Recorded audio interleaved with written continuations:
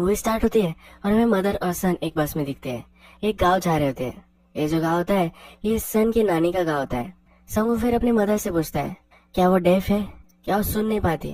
क्या वो स्केरी है? बहुत सारे क्वेश्चंस उससे पूछ रहा होता है। उसकी मदर उसके सवालों का कुछ भी जवाब नहीं देती। इस बस में हम जब देखते हैं तब सब गाँव के लोग होते हैं। बस में इन्होंने एनिमल्स भी लाए हुए होते हैं। संगू को ये बहुत ही अनकंफर्टेबल महसूस होता है। संगू और उसकी मदर एक सिटी में रहते हैं और वो गाँव आ जाते हैं। संगू अपनी नानी के पास फर्स्ट बार आ रहा होता है। नेक्स्ट सीन में हमें डायरेक्टली संगू की मदर उसकी नानी से बात करते हुए दिखती है। वो उससे कहती है कि अब मैं सिटी में रह रही हूँ पर मेरे पास जॉब भी नहीं है। वो अब संगू का ख्याल नहीं रख सकती तो थोड़े दिनों के लिए जब तक वो जॉब ढूंढ ले तब तक वो नानी के यहाँ संगू को छोड़कर जाने वाली होती है। संगू की मदर थी वो बहुत ही छोटी थी तब से उसकी मदर को छोड़कर चली गई थी। एक आदमी से उसे प्यार हो गया था और उससे उसने शादी कर ली थी। फिर संगू की नानी पूछती है कि वो कहाँ गया। मदर बोलती है कि मेरा उससे बहुत ही पहले ही डिवोर्स हो चुका था। अब थोड़े दिनों के लिए संगू यही रहने वाला है तो इसके लिए कैन फूड्स, प्रेट्जल्स वगैरह ये सब फास्ट फूड उसे लिए छोड़कर जाती है। नानी बहुत ही बूढ़ी है तो उसकी नरिशमेंट के लिए भी उसने क्रीम्स वगैरह लाई हुई होती है। नानी संगू के हेड पर हाथ रखने की कोशिश करती है पर संगू उसे झटक देता है। वो कहता है कि ये बहुत ही डर्टी है। मदर उसे बहुत ही डांटती है तो उनकी मदर फिर उसे कहकर जाती है कि नानी को ज्यादा तकलीफ मत देना। संगू बहुत ही अच्छा लड़का है ऐसा अपने मदर को कहकर वहाँ से फिर चली जाती है। जब संगू और नानी दोनों उसकी मदर को छोड़ने के लिए आते हैं तब नानी उससे बात करना चाहती है।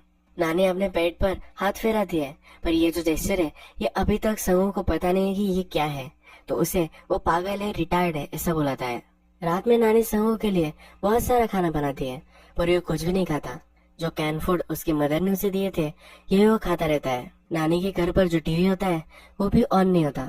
संगू ने कुछ खाया नहीं होता तो उसके लिए वो थोड़ी सी स्वीट्स लाती है पर ये भी वो ठुकरा देता है। अपना फिर गेमिंग कंसोल निकालता है, उसका गेम खेलने लग जाता है। जब रात होती है तो उसे पॉटी आती है। रात में उसे कुछ डर ना लगे इसीलिए नानी वही बैठती है। संगू रात में अपनी मदर चली गई है इसलिए बहुत रोता है। नेक्स्ट दिन सुबह हमें नानी पानी भरी ये देखता है। ये बहुत ही बूढ़ी होती है और एक कंधे पर वो पानी लेकर जा रही होती है। वहाँ फिर एक नेबर का छोटा सा बच्चा आता है। वो नानी के लिए उसने बहुत सारे सेब लाए हुए होते हैं। वो संगू के बारे में पूछता है। संगू के पास जाकर वो बैठ जाता है। उससे कहता है कि अगर तुम्हें मुझ में खेलना होगा तुम मुझ में खेल सकते हो। संगू एक टॉय के साथ खेल रहा होता है। उसे हाथ लगाने की कोशिश करता है। संगू उसे टॉय को हाथ नहीं लगाने देता। इस नेबर के लड़के के पास एक डॉग भी होता है। संगू उसके भी लात मार देता है। संगू अकेला ही दिन भर स्केटिंग शूज के साथ खेलता रहता है।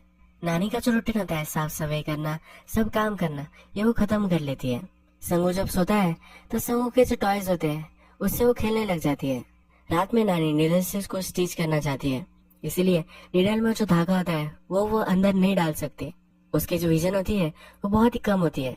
नानी जो है ये बात भी नहीं कर सकती। ये बहुत ही बूढ़ी हो चुकी है तो उसे बहुत सारे प्रॉब्लम्स है। संगू अपना गेम खेल रहा होता है और वो उसे थोड़ा सा हेल्प कर देता है। उसे फिर एक कॉकरोच दिखता है और वो बहुत ही डर जाता है। नानी फिर इस कॉकरोच को उठा लेती है। संगू इस कॉकरोच के लिए मारने के लिए बोलता है पर नानी का दिल साफ होता है।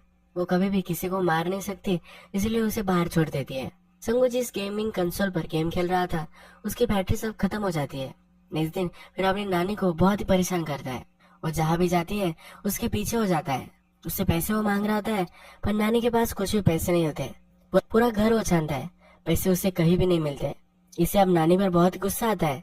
नानी के जो शूज होते हैं वो लेता है और वो फर्नेस में डाल देता है। एक ब्यूटीफुल पॉट नानी के पास होता है वो भी वो नीचे गिरा कर तोड़ देता है।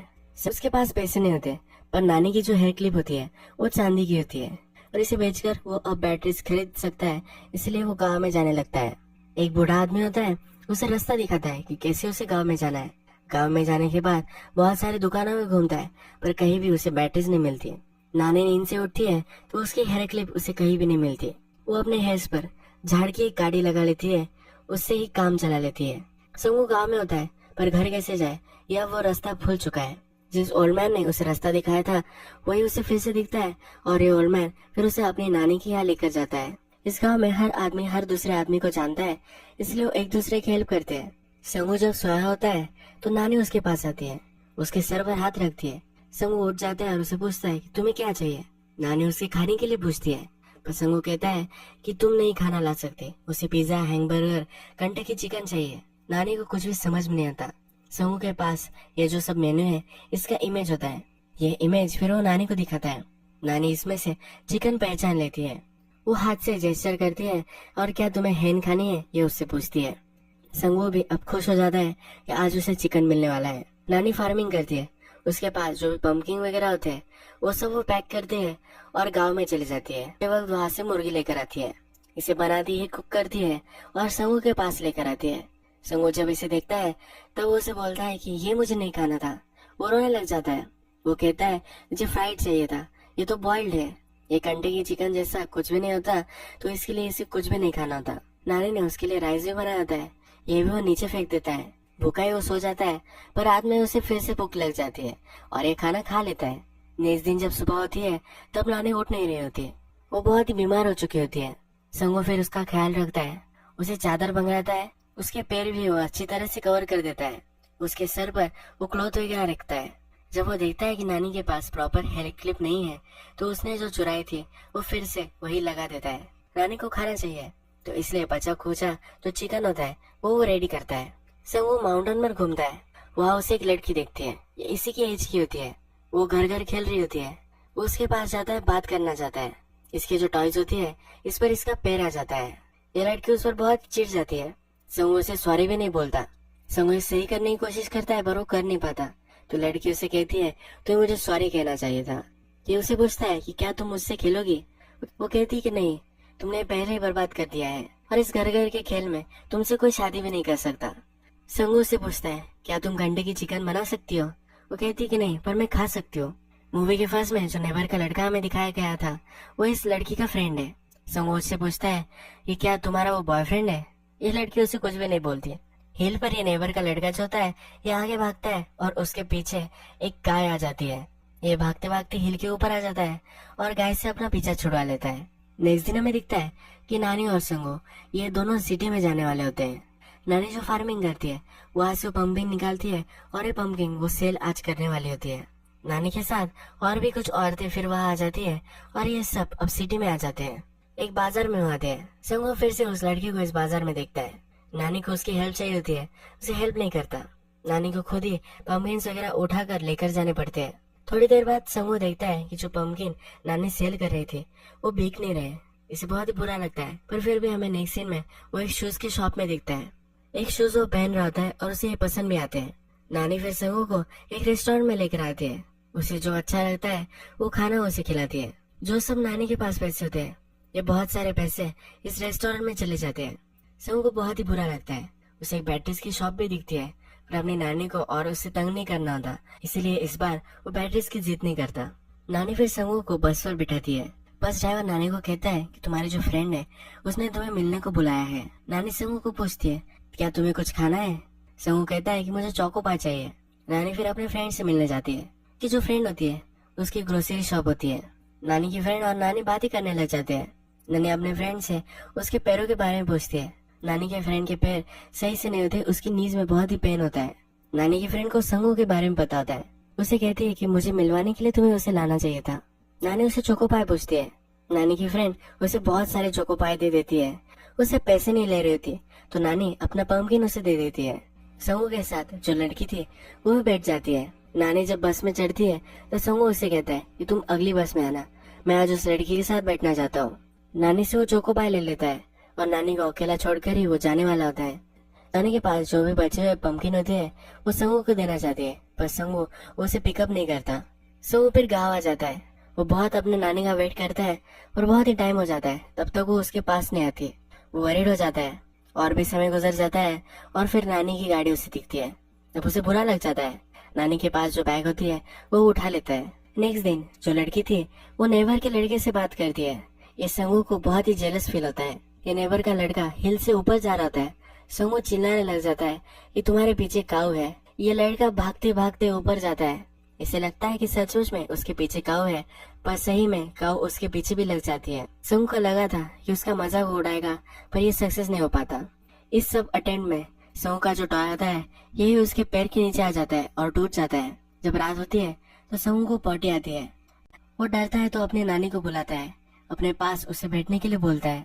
नेक्स्ट दिन फिर से नेबर का लड़का हिट से ऊपर चढ़ रहा था तो संगू फिर से चिल्लाता है कि तुम्हारे पीछे काऊ है। ये लड़का फिर भागता है और भागकर गिर जाता है। संगू के पास फिर वो आता है और उसे कन्फ्रंट करना चाहता है। संगू कुछ भी नहीं बोलता। नानी ने अपने छाती पर हाथ रखा था और गोल गोल घुमाया था। ये जेस्चर संगू को समझ में नहीं आया था। यही जेस्चर वो उस लड़के को करता है और वहां से भाग जाता है। जो लड़की थी ये संगू से खेलना चाहती थी, पर वो उसके साथ आज खेल नहीं पाया। जब रात होती है तो संगू को बहुत ही अच्छा लगता है कि उस लड़की के साथ अब वो खेल सकता है। संगू फिर बहुत ही अच्छे से रेडी होता है। उसके जो बाल होते हैं ये ज्यादा बढ़ चुके होते हैं। नानी को ये सब वो बोलता है। नानी कैंची लेती है और एक काटने लग जाती है। संगू उसे बोलता है कि जरा छोटे छोटे काटना। नानी उसका अलग ही हेयर कट कर देती है। संगू जब उसका हेयर कट दिखता है तो उसे लगता है कि वो बहुत ही घटिया लग रहा है। वो नानी पर चिढ़ जाता है। रोते रोते वहां से अंदर चला जाता है। रात में नानी उसको पैक कर रही होती है। वो संगू को देती है पर संगू एक्सेप्ट नहीं करता। संगू को उस लड़की से मिलना ही होता है। वो एक क्लॉथ वो लेता है और अपने सर पर रख देता है। उसके हेयर्स अगर उस लड़की को नहीं देखेंगे तो ये वियर्ड नहीं लगेगा। जिस क्लॉथ को वो ट्राई कर रहा था, इसी क्लॉथ को लेकर नानी किसी से मिलने जा रही होती है। नानी का एक ओल्ड फ्रेंड होता है जिससे वो मिलने जाते हैं। अपने फ्रेंड से वो कैसा है ये सब नानी पूछती है। वो ओल्ड फ्रेंड कहता है कि मैं बहुत ही बूढ़ा हो चुका हूँ, मैं अब सब पर बोझ बन चुका हूँ। संगू की मदर ने नानी के लिए जो नरिशमेंट्स लाए थे वो सब इस ओल्ड फ्रेंड को दे देती है। वो कहता है कि इसकी जरूरत तो तुम्हें है। नानी कहती है ये बहुत साल तक जीने वाले हो, मुझे इसकी कुछ भी जरूरत नहीं है। ये सब वो जेस्चर्स में कहती है। दूसरे दिन संगू अपने फ्रेंड से मिलने जा रहा होता है। उसके लिए वो टेडी बेयर भी लेकर जा रहा होता है। उसके पास एक कार्ट होता है जिसको ओढ़कर वो लेकर जा रहा होता है। जब हिल आती है तो उसे लगता है इस पर बैठकर उसे नीचे जाना चाहिए। उस पर बैठ जाता है पर उसका एक्सीडेंट हो जाता है। उसे बहुत ही लग जाता है। हिल पर ही काऊ उसके पीछे लग जाती है। अब वे ज्यादा फास्टली दौड़ भी नहीं सकता और गिर जाता है। जमीन पर झुक जाता है। जो नेबर का लड़का था वो ये सब देख लेता है। उसे बचाने के लिए वो आ जाता है। संगू कहता है कि मैंने तुम्हारे साथ जो भी किया था इसके लिए मैं तुम्हारी माफी मांगता हूँ। ये लड़का कहता है कि फिर तुम्हें 2 बार माफी मांगनी पड़ेगी। संगू रोते रोते जब घर आ रहा होता है तो अपना गेमिंग कंसोल देखता है जो नानी ने पैक किया था। इस गेमिंग कंसोल के नीचे नानी ने पैसे रखे हैं। वो जब घर आता है तो नानी उसके पास आती है। सब उसके घाव देखती है। उसके लिए उसे बहुत ही बुरा लगता है। नानी उससे कितना प्यार करती है ये देखकर वो रोने लग जाता है। एक लेटर संगू के लिए आया हुआ होता है और उसका मदर का होता है। उसकी मदर उसे लेने के लिए फिर से वापस आने वाली होती है। अब नानी उसे बहुत ही अच्छी लगने लगी है। नानी को वो फिर कुछ लिखना सिखाता है। उसे कहता है कि तुम बोल नहीं सकती और फोन भी यूज नहीं कर सकती। तुम जब बीमार होगी तो मुझे लेटर लिख देना, मैं फिर से यहाँ आ जाऊंगा। और अगर तुम कुछ भी लिख नहीं पाए, बहुत ही ज्यादा तुम बीमार होंगे, तो एक ब्लैंक लेटर मुझे सेंड कर देना। मैं समझ जाऊंगा तुम बीमार हो और मैं फिर से आ जाऊंगा। नानी के लिए नीडल में धागे बांधना ये बहुत ही डिफिकल्ट टास्क होता है। संगू उसके लिए बहुत सारे धागे बहुत सारे नीडल्स में घूम देता है जिससे नानी को कोई प्रॉब्लम ना आए। नेक्स्ट दिन संगू की मदर उसे लेने के लिए आ चुकी है और ये सब हमें बस स्टॉप पर दिखते हैं। संगू की मदर नानी को कहती है कि अपने आप का ख्याल रखना, जो नरिशमेंट मैंने तुम्हें दी है वो खाते रहना और तुम्हें जरा वार्म क्लॉथ्स पहनने हैं।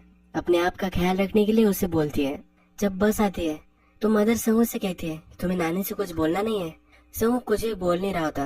वो बस में बैठ जाता है। संगू के खिड़की के पास नानी आती है। वो उससे बात करना चाहती है पर संगू उसे अटेंशन ही नहीं देता।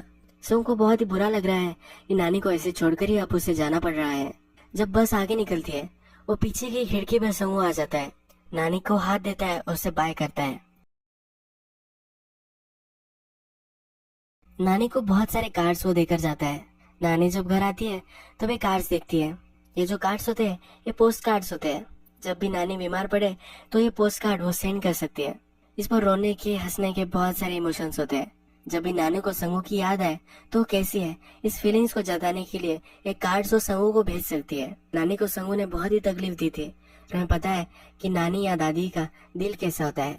बहुत ही ब्यूटीफुल ये मूवी थी। अगर आपको ये वीडियो अच्छी लगी होगी तो प्लीज इस वीडियो को लाइक कर दीजिए। बहुत सारी मूवीज लेकर आते रहता हूँ, इसलिए आप मेरे चैनल को सब्सक्राइब कर दीजिएगा और बेल नोटिफिकेशन आइकॉन भी दबा दीजिए, यानी कि सब वीडियोस आपको मिलते रहे। हम फिर से मिलेंगे और एक नई मूवी के साथ। तब तक के लिए थैंक यू और आप अपने आप का ख्याल रखिए।